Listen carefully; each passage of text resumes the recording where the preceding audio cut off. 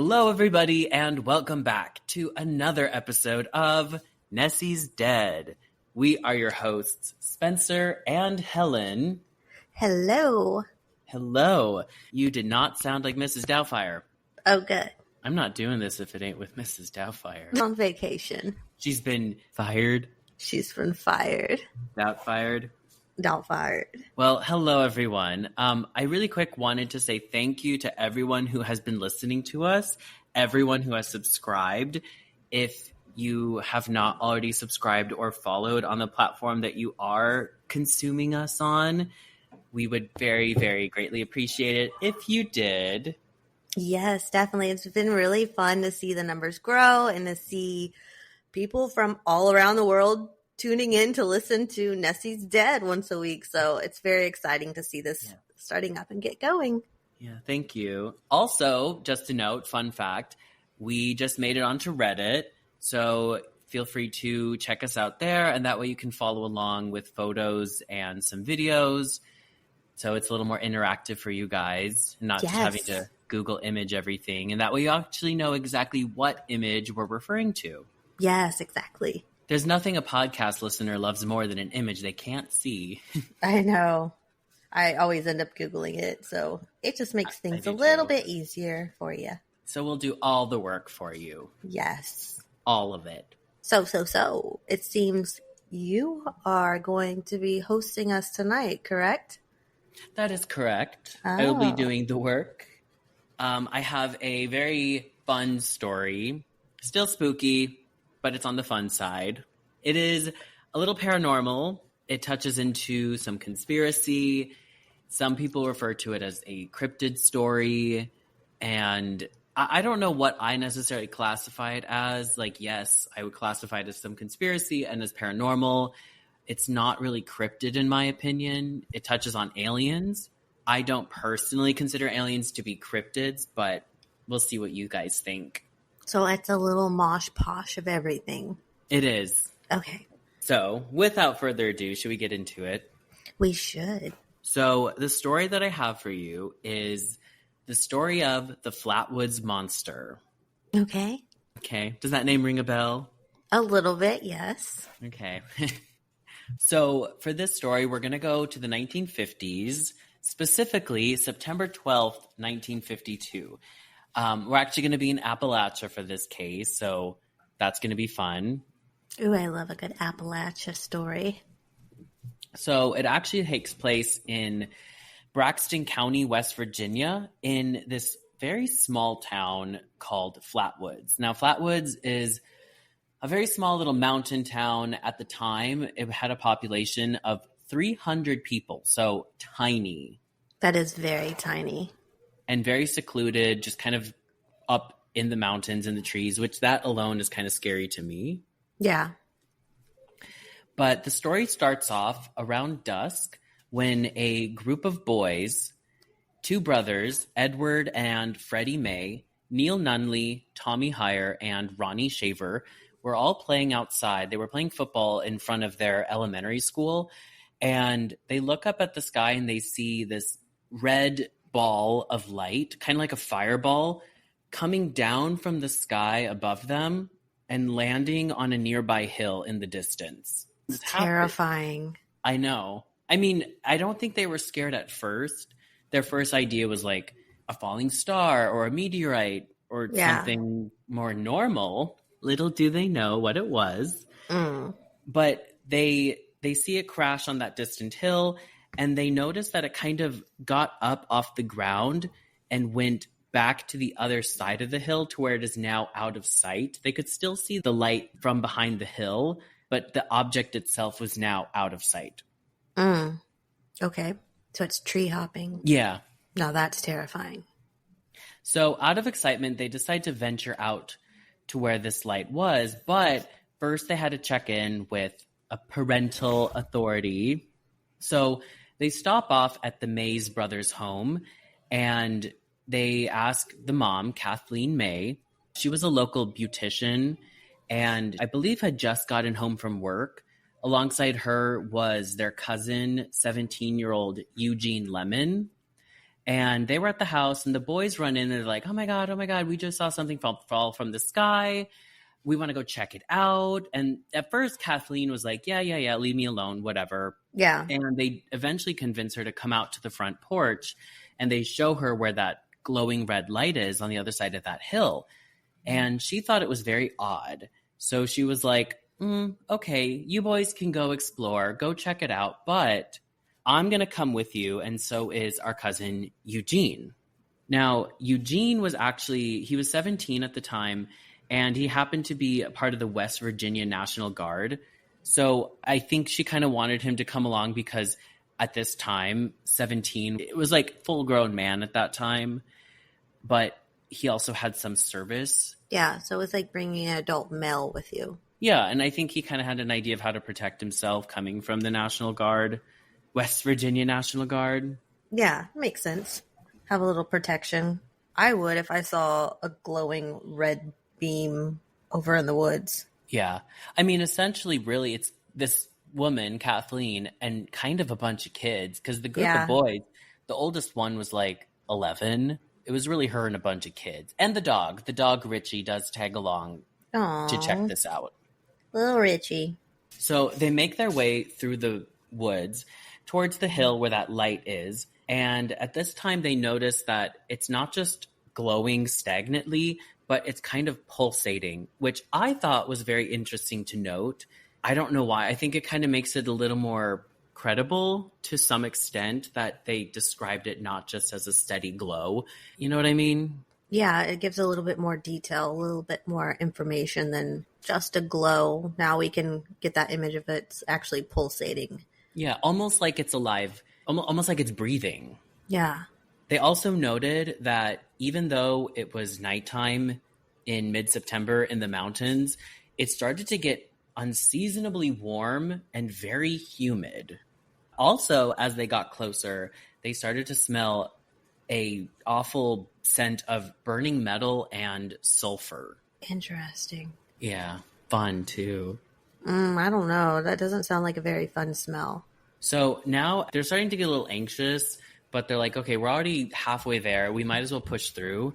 As they finally approach this mystery crashed fireball, they notice this swirl of fog that covers around it, and they're not totally able to make out exactly what they're seeing.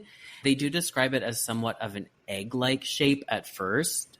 And they also said that it started to make a bit of a hissing sound. Also, just to note, everything that they've described and everything I'm about to describe, they have all stayed very consistent in their retelling of the story. Nobody has a different telling. Like, nobody said, oh, it was blue, it was red, it was green, oh, it did this, no, it did that, it looked like this, it looked like that. Everyone stayed on the same page the whole time, which to me adds a lot of credibility, especially considering the fact that this is predominantly a bunch of kids. Yeah, children tend to get their stories mixed up, especially if they're lying. Mm-hmm. They tend to forget real fast what they had said before. The only thing that did not stay super consistent was the little kids described the initial thing, the sighting, as kind of the size of a house. Mm-hmm. Whereas the older ones, Kathleen and Eugene, described it to be a little bit more like 25 feet. But I don't think that is a huge inconsistency, you know, and the little kids, they probably have this idea that maybe 25 feet is like some big house, you know? Well, yeah, because they're small. So a house to them is going to be a lot bigger than if you and I are walking up to a house and seeing it. To a little kid, it's going to look really big. And to us, it's going to look. Mm-hmm. So I think that checks out about the same. Yeah. So they're all just kind of staring at whatever it is they're trying to make out behind the fog. At this time, the 17-year-old National Guard boy, Eugene Lemon, starts to scream in terror. The group looks over, and hovering in front of a tree is this large, kind of humanoid-like figure. And according to the group, it was about 2 times the size of an average person. And the head of it extended out like a very wide head, almost melon-shaped, I feel. But it came into a point at the top, sort of like a very big pointed hood. Oh my gosh, that is so weird sounding. It doesn't sound like your typical description of an alien either. No, not at all. That would be hard to make up and all be on the same page with that description there. I think. Oh, I agree, for sure. Especially at that time in the early 50s, the main idea of an alien was a very particular look. Yeah. And this kind of goes a totally different direction. Yeah, complete opposite. They also described it as having two thin arms, and at the end, it had these kind of claw-like hands. So Also, not your typical alien. No, like claws. And that seems more cryptid-esque to me. So it also was described as having a glowing green face and two little round eyes, and they described the eyes as being like little portholes on a ship. Not like normal eyes, but almost something would have been inside of it. So like it's like a craft of its own self or something? Perhaps. Or maybe this was a mask. Oh, that makes more sense. Yeah. That's kind of how I initially imagined it myself. Okay, gotcha. The boys then flash their flashlight onto it, and they see that it is completely translucent. It doesn't have a full body, but it does have like a torso, and at the center of it is a small orb of light, and then they also said that it has no legs. So not somebody dressed up in a mask and an outfit, because if it's transparent, they're seeing straight through it. Ooh. Exactly. With a little ball of light inside of it and no legs. Oh, so it's kind of hovering, floating. Yeah, so it's got the big head, porthole eyes, this hood, and claw-like hands at the ends of twig-like arms, and then no legs. That's so terrifying. And none of them ever veer from that description. It stays completely consistent the whole time. I believe them. So they're all standing there just in shock, not aware of what to do. I think they were kind of paralyzed with fear for a moment, but that stagnation did not stay long. All of a sudden, this creature starts spraying an oil-like substance all over the group. And this is what sends them into panic. And they all run off screaming back through the woods, back to Kathleen May's house. Yeah, that would set me into panic too, because you have no idea what this creature is, this being. And now it's spraying something on you. Like, it's completely terrifying. Yeah, you have no idea what you're now soaked in. Mm-hmm. Exactly. And that oily substance that they just got sprayed with. Yeah. They said that it smelled like that sulfur smell they had been smelling on the way to the crash site. Ugh. So now they're covered in it. After they get back to the house, they're all kind of losing their mind. They're crying. They're trying to bathe and clean their clothes off. Some of them are throwing up. Eugene Lemon, to note, he was projectile vomiting in the bathroom. As one would. I would. I absolutely would have. Oh, me too. Even if it was just out of fear of like what is going on. Yeah, I think anxiety. Part of it. I think they were crying and throwing up because of the fear mixed with the terrible smell. Yeah. Because they do note that they were gagging because of how bad the smell was. And the dog was also cowering down in a corner. So poor little Richie. Petrified. Kathleen, being the only real adult, she's trying to figure out what it is to do, how she's going to take care of all these freaked out, vomiting, crying children and Eugene. So she decides to call the local police at 8:15 p.m. The call and everything is completely documented. She tries to explain what it is that she saw, what happened. She asked for an ambulance because everybody's getting sick. And now they're starting to struggle to breathe because that awful smell is intoxicating.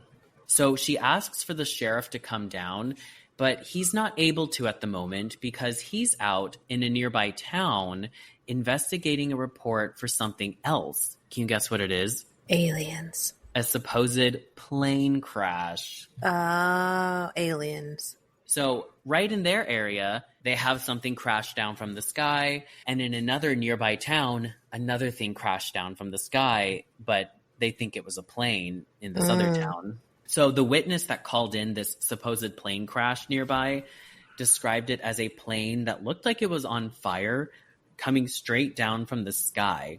And the witness called in to report this at the same time that the boys would have been outside witnessing their crash from the sky. So it sounds like the same type of object, just in two different places. Yes, I think a lot of it was just the person saw something on fire in the sky and assumed, oh, that's got to be a plane crashing down. Yeah. Fun fact, there were actually 5 other reports of something like a fireball crashing down from the sky. One of them was actually in California, all that same night. Wow. So all over the country then. Yeah, so something was definitely coming out of the sky, regardless of what it was. I wonder if they just decided to disperse all over at once. Or what if it's like one big UFO and it like burst or something happened and it just, pieces of it just flew everywhere. Oh, yeah. I could see that. Yeah. And the creature that these boys and Kathleen stumble upon is the one survivor. Yeah, maybe the cockpit part landed over where they were at. Yeah. Ugh. Gives me little chills. The best. So, like I said, the sheriff was not able to come and no other police were able to come. Remember, this is like small town, 1950s. They did not have some mass police department. So if we're talking about like a town of 300, then we're probably looking at maybe 3-4 police officers at most, especially during that time period. Yeah. So instead of any police officers being able to come out to the scene, they have a local journalist come to the house. Now, he was also a veteran. I guess at this time, this was kind of common that if local police were not able to make it to a scene, they would have the next best thing come. And in this case, the next best thing was a journalist who happened to be a veteran. Well, yeah, because he could interview the family, write down all the notes, and then when the police do get there, they'll at least have like the story right then and there. So Yeah. It makes sense. Yes, I kinda. I also Kinda. think that it kind of helps preserve the story a little bit, having Yeah. a journalist start it, because the journalist is actually the one who really kicks this story off. Oh. When he arrives to the house, he is essentially kind of greeted by a bunch of vomiting kids, and he notes that all he could smell was a terrible smell of burning sulfur. The journalist also explains that they were struggling to tell him what happened. They couldn't really make it out. They were all too freaked out. They were still crying. They were gagging. No one was really able to explain the story in full at first anyway. Yeah. That makes sense. I mean, yeah, I would be traumatized as well. Mm-hmm. It's kind of hard to explain a story when you're vomiting and you smell like sulfur. Yeah, and terrified. Yeah. But 2 of the older boys, they were kind of able to put it together and describe everything. They also agreed to walk back to that site, that hill where it all had occurred. And they take the journalist down through the woods back to the supposed alien or creature or whatever. And upon arriving to the hill, nothing. There's nothing. It's all gone. No monster, no creature, no spacecraft, no crash debris, no glowing object or fireball. The only thing that was noticeable was that the grass on the hill had been completely flattened.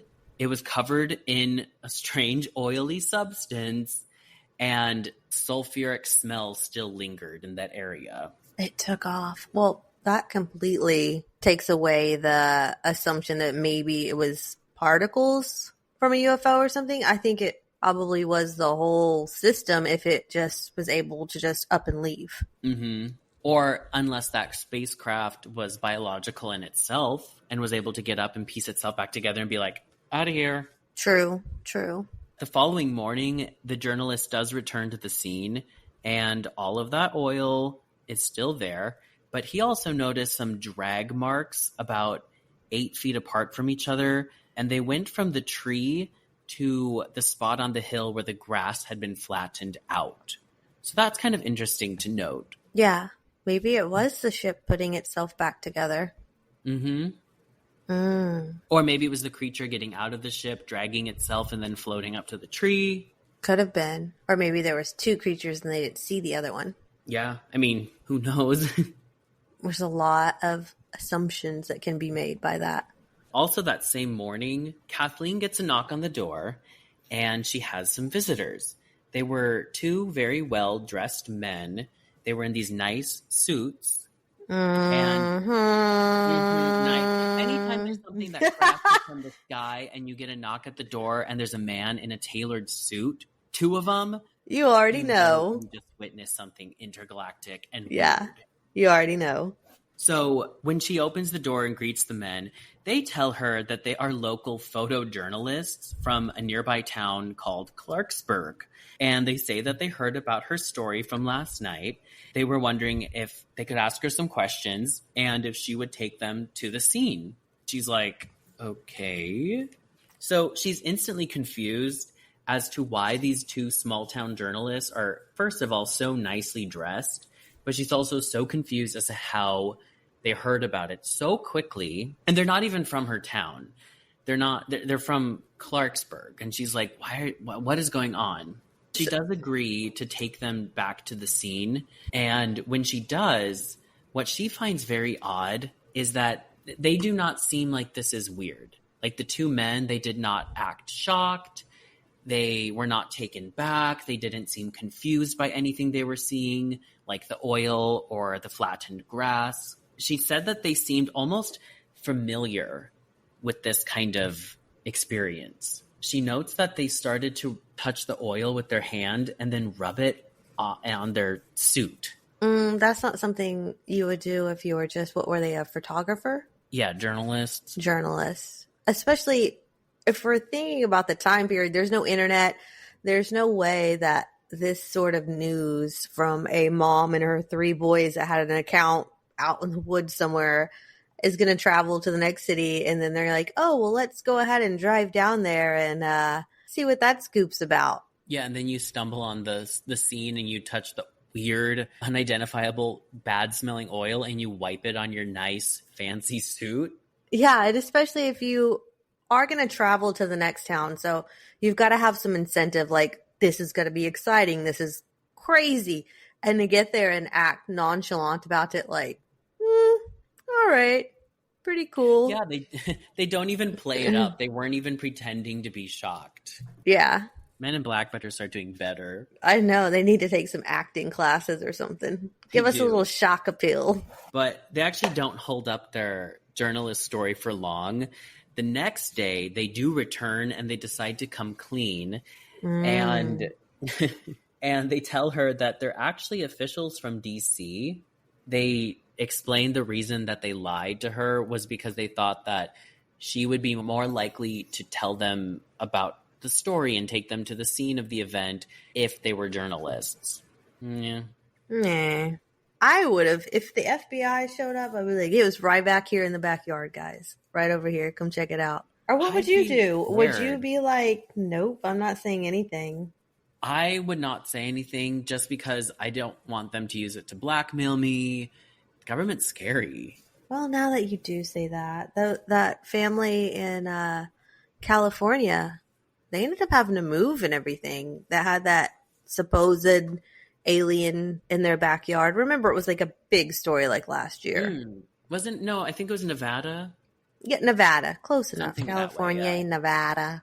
They ended up having to move. It became like a big, huge thing for them. Or a lot of people are silenced and the government's like, you say anything, we got a bullet with your name on it. I would keep it quiet and keep it from them and go public and really address the fact that the government wanted to know about it. Like, I would make sure that the government knew I knew about their little scheme, you know? Yeah. A lot of those people in Florida with the mall thing, they went quiet after they first got on their TikToks and stuff. And then they were like, oh, never mind. That was a lie. My bad. I forgot it's very about strange. That one. Yeah. It's very strange how once they were talked to by somebody, things got real hush hush about that. But what's kind of cool about this one is that it's actually documented. This really happened. Government officials that day really did go to this town of Flatwoods and they really did talk to Kathleen.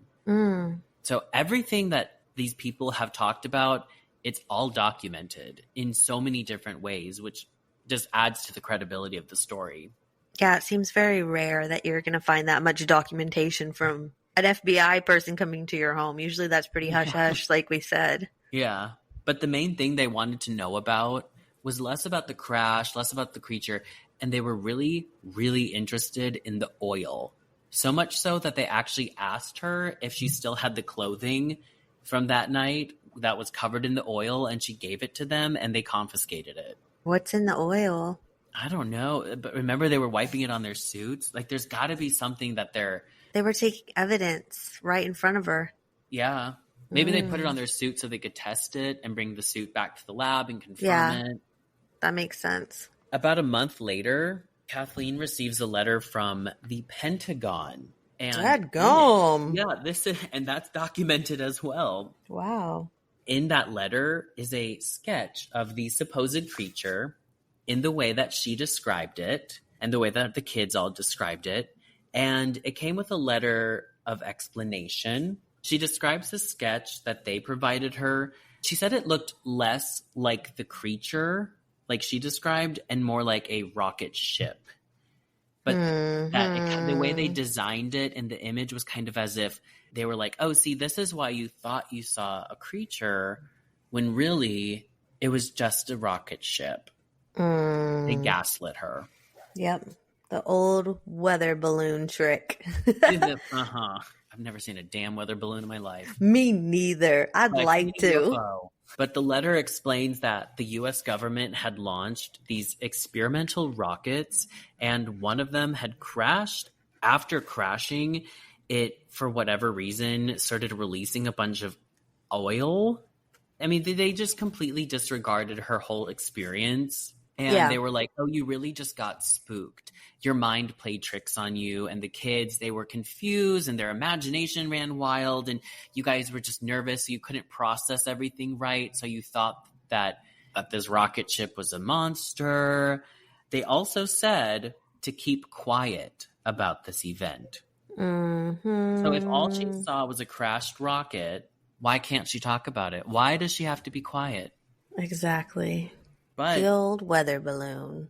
Good old Kathleen did keep quiet, at least for several decades. Okay. I also feel like, I know for me personally, I would have a hard time keeping quiet about that, even out of the fear. Like, I would be afraid that they would take me out, but I would still tell someone. But I think tell me.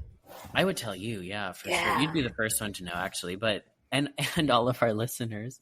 I'd be over at your house, a knock, and you'd be like, oh, it takes this for you to come over to my house? This? I would tell the FBI agents, I'd be like, wait, I have a big break in the story for you. Hold on. And then you just come and I'm like, oh, wait, never mind. She doesn't know anything. Please continue. Right. Take some selfies with them. Put it on our Instagram.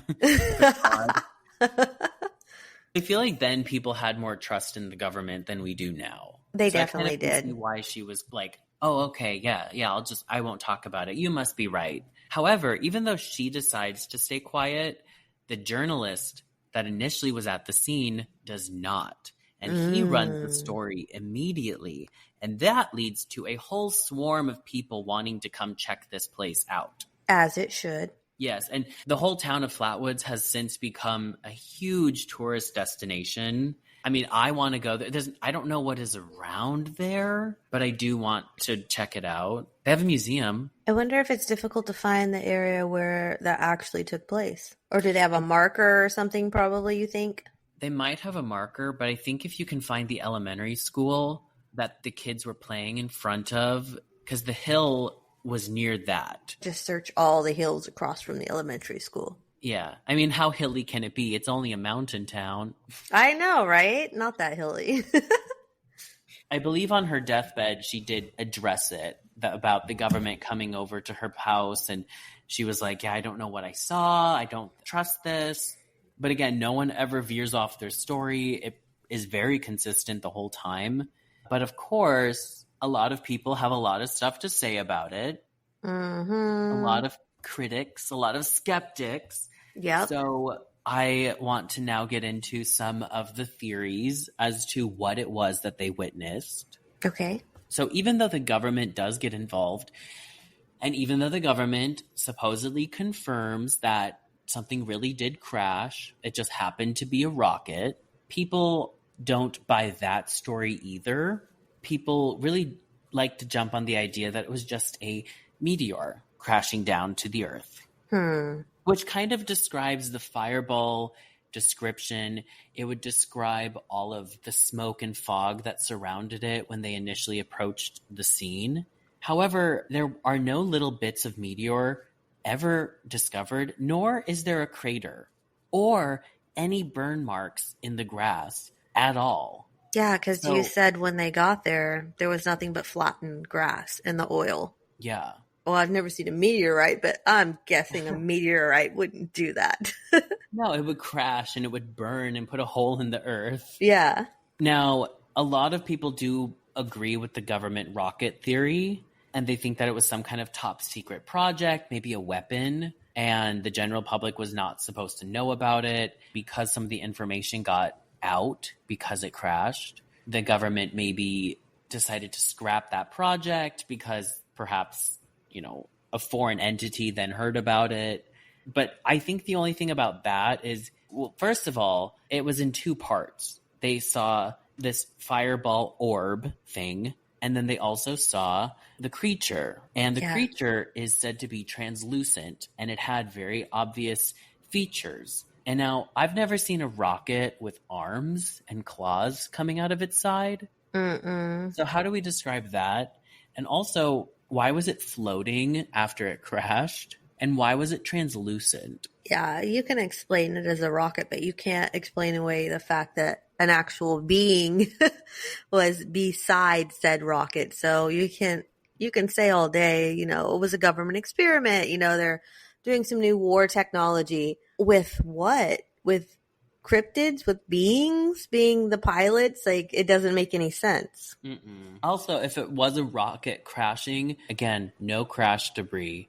Oh, no yeah. burn marks in the grass. Flat grass with oil. And why does the oil smell that way? Why is it making everyone throw up and cry? Well, they could say that they retrieved it, or maybe it was able to, go back to the government or something. But you still, even if they try to put in something of it was retrieved or it was able to take itself back home, you still cannot get over the fact that they actually did see a being. Well, and it's also odd that the government officials come to discuss what they saw several days, or a day and then 2 days after the initial event occurs. So who came up and picked it up that night? Who came? Yeah. Who came and picked it up? Why did they have to investigate it if it was already picked up? True. And why are they so invested in that oil or Exactly. oil-like substance? Because it would be their own oil-like substance. They wouldn't need to investigate it. Exactly. They don't need to wipe it on their nice suits. Now, the final theory that I have with this is my favorite. Weather barn balloon. Owl. Oh, wow. That's even better than I thought. An owl. I think we could just end it right now and just say it was an owl. It was a barn owl, everybody. Oh, God. A fiery, bright red barn owl that fell from outer space, crashed down, had a strange glow, surrounded by fog, and then it was able to hover in front of a tree, and it was translucent with a ball of light inside of it, and it had claws, and I guess they have talons, but it also can spray sulfuric oil. That's one hell of a barn owl. Yeah, that's the kind of owls we have in Texas. Right? See those every day. Yeah. That's probably my favorite theory. I can see why. It's so absurd. I mean, if you're going to say barn owl, you might as well say it was aliens. You can't go with barn owl for that story. The alien story is more believable than the alien. Also, why is the owl 25 feet tall? I didn't even think about that. Yeah. And they travel by fireball now? You haven't heard about this? It's a new breed of owl. Yeah. Barn owls, they're evolving pretty fast. Yeah, they're getting nuts out there. But that's all for the theories. I think I know where you stand. Yeah. Do you want to share with everyone what you think it was? I think by this time, everybody knows I'm going to say aliens. 100%.